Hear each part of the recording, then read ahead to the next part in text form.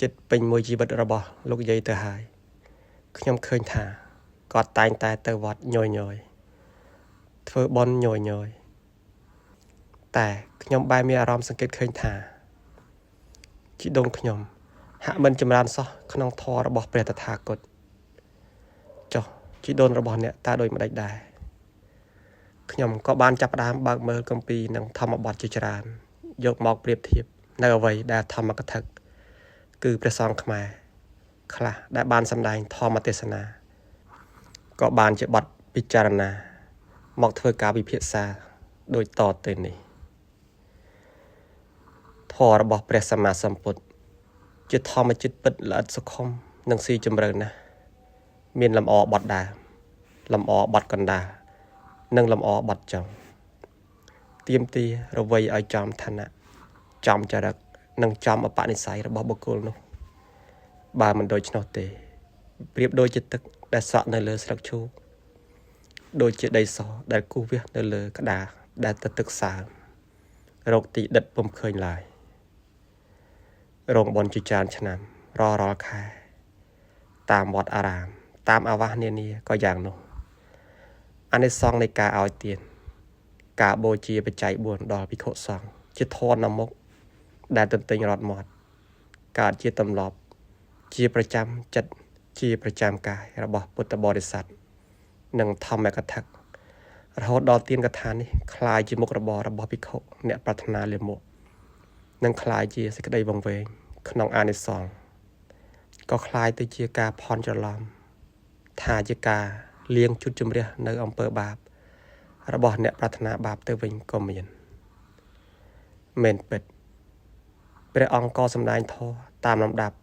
មានទានកថាសិលកថានេខមៈអានិសង្សចេញចាកកាមជាដើមមានការឡើងជាលំដាប់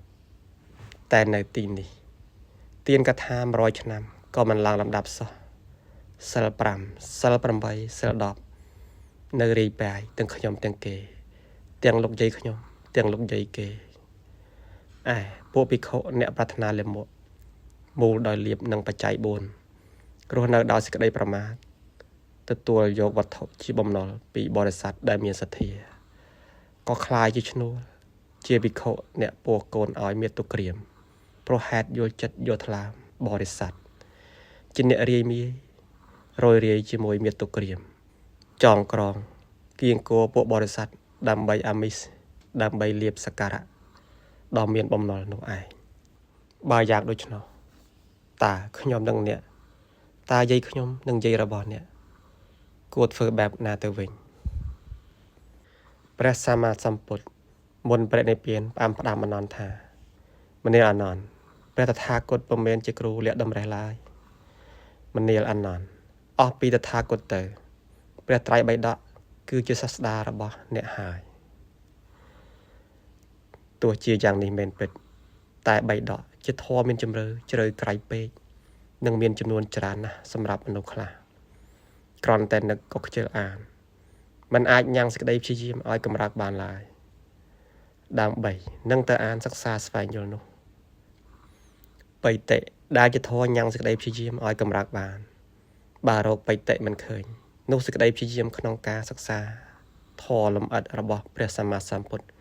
ក៏មិនអាចកើតឡើយអ្នកប្រកាន់ថាខ្លួនជាពុទ្ធសនិកដោយហេតុណាចូលអ្នកទៅរកបុគ្គលនាំផ្លូវនោះចុះតាមការយល់ឃើញរបស់ខ្ញុំប្រកាសណាការសិក្សាការស្ដាប់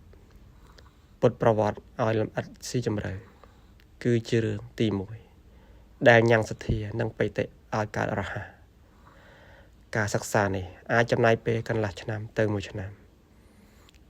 សេចក្តីសង្ស័យក្នុងព្រះពុទ្ធនឹងនៅតែមានច្រើនចូលចំណាយពេល1ឆ្នាំកន្លះទៀតសិក្សាអំពីប្រវត្តិសាក្សីរបស់ព្រះអង្គតើសាក្សីនោះគឺជានរណាសាក្សីនោះគឺមហាសាវកទាំង80អង្គមានព្រះមហាមុគលាន